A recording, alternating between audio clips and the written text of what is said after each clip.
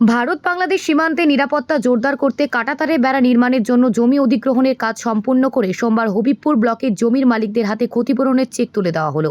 দীর্ঘদিন ধরে আটকে থাকা এই প্রক্রিয়া নতুন রাজ্য সরকারের নির্দেশে দ্রুত সম্পন্ন হয়েছে বলে প্রশাসন সূত্রে জানা গিয়েছে।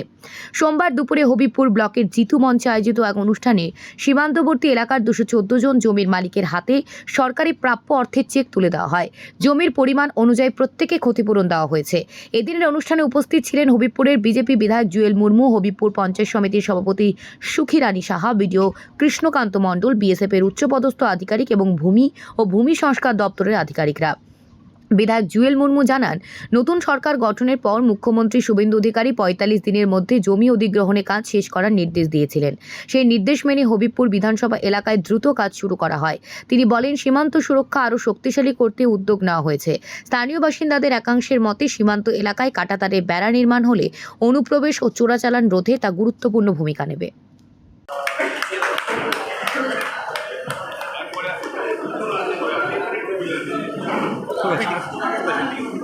হবিবপুর ব্লক ভিডিও উপস্থিত আছেন এবং আমাদের জেলা থেকে তিনি আধিকারিক, তিনি আমাদের ভারপ্রাপ্ত, তিনি এখানে দায়িত্ব দ্রুত বর্ডার থেকে শুরু করে সমস্ত মানুষের দায় দায়িত্ব তিনি এখানে নিয়েছেন। তিনি অবশ্যই আমাদের বর্ডারে যেতে হয়, আর সেখানে বর্ডারে যেতে আমাদের নাম করে যেতে হয়। আর সমস্ত কিছু তার যেহেতু বর্ডারে সমস্ত কিছু জিনিসের দায়িত্ব নেই, যাতে বর্ডারে কোনো সমস্যা যেন না হয়। আমাদেরকে জমি মধ্যে দিয়ে বারবার আমাদেরকে যে জিনিসের সহযোগিতা করে এসেছিলাম। আমাদের বর্ডার এলাকাতে জমি পড়েছে, সরকারটা ঘেরা পড়ছে, তার জন্য আমরা জমি পড়েছে, তো তার জন্য আমরা। কত টাকা পরিমাণ পেলেন মোটামুটি? কত টাকা? 6 লাখ। আচ্ছা, জমি দিয়ে খুশি আপনারা? আচ্ছা, খুশি আছে। মানে কীরকম সমস্যা হতো বর্ডার এলাকায়? তার কারা ছিল না তো?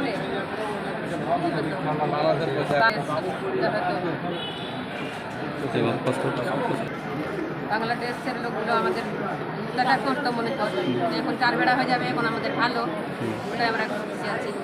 আপনার নাম? আমার নাম রেনো। বাড়ি? বাড়ি কোটাল। অখণ্ডতা রক্ষার জন্য আমাদের সকলকে এগিয়ে আসতে হবে, যাহাতে আমরা বৈদেশিক শত্রুর হাত থেকে মিলিয়ে 214 জন। এক ধরনের বেনিফিশিয়ারি আছেন যারা রায়ত, আর এক ধরনের আছে পাট্টাদার। পাট্টাদেরকে সরাসরি দেওয়া হচ্ছে, আর রায়ত যারা তারা রেজিস্ট্রি করে দিচ্ছেন। রেজিস্ট্রির কাজ এবং পাট্টা হোল্ডারদের চেক বিলি করার কাজ দুটো একসঙ্গে পাশাপাশিই চলছে। এটা কি স্টেপ বাই স্টেপ চলবে? আরও তো স্টেপ বাই স্টেপ চলবে, বিভিন্ন সময়ে এটা চলবে। চেক দিয়ে দেওয়া হচ্ছে? চেক দেওয়া হচ্ছে। স্যার, পাট্টা জমি আর এই যে জমি, দুটো কি একই রেট দেওয়া হচ্ছে? এটা সরকার নির্ধারিত রেটেই হচ্ছে। আচ্ছা, পুরোটা সরকার নির্ধারিত? সরকার নির্ধারিত যা আছে তার কোনো ব্যতিক্রম হচ্ছে না। মানে জানা যাচ্ছে কি কতজন টোটাল পাবে এখন? ওই সংখ্যাটা এক্ষুনি আমি বলতে পারছি না, হয়তো ল্যান্ড ডিপার্টমেন্ট বলতে পারে, কিন্তু ওই সংখ্যাটা নেই আমার কাছে। এই সংখ্যাটা আজকের যে সংখ্যাটা সেটা একটু দামটা বলে দেন। আমার নাম তো কৃষ্ণকান্ত মণ্ডল, ভিডিও হবে। ঠিক বুঝে নিয়ে তারপরে যাবে, কারণ একবার বাড়ি নিয়ে চলে গেলে পরবর্তীকালে কিন্তু সেটা ক্লারিফাই করতে একটু অসুবিধা হবে। তো তার জন্য এই যুগে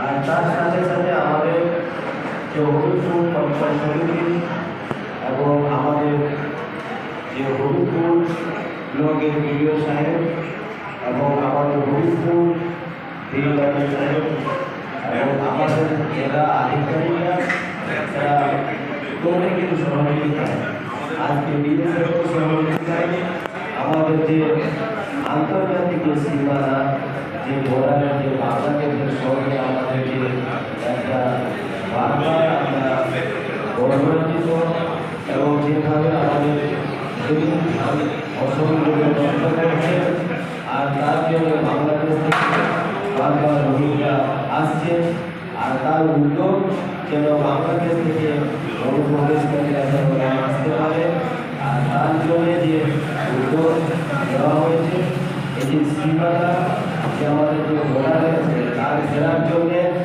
সেখানে যে আমাদের যে হবিবপুর নিয়ম থেকে যেভাবে আজকে আমাদের যে ব্যাংকের পক্ষ থেকে তারা প্রতিটি গোলার সীমানাকে আজকে মারফত হয়েছে, আর মারফত হওয়ার পরে যাদের আমাদের জমি চিহ্নিত করা হয়েছে, আর সেই জমি যারা কৃষক না তাদেরকে আজকে জমি মাপ দিয়ে তাদেরকে বোঝানো হয়েছে।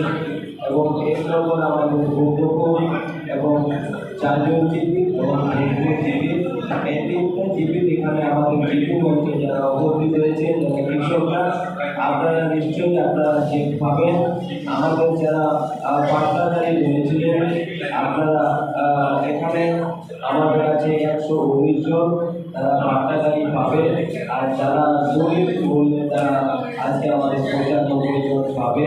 টোটাল আমাদের 214 জন মানুষ আজকে আমরা এই যে জীবন